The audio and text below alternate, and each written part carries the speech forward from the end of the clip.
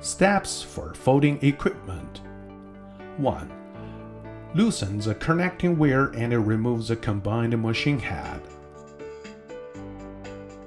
2.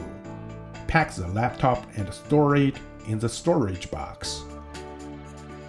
3. Take out the flat panel detector box. 4. Remove the power cord.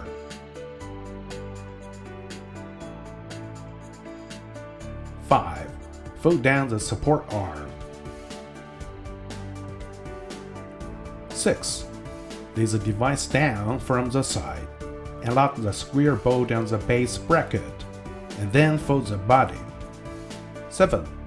Use the bolt on the collapsible column to secure the column with the base bracket. 8.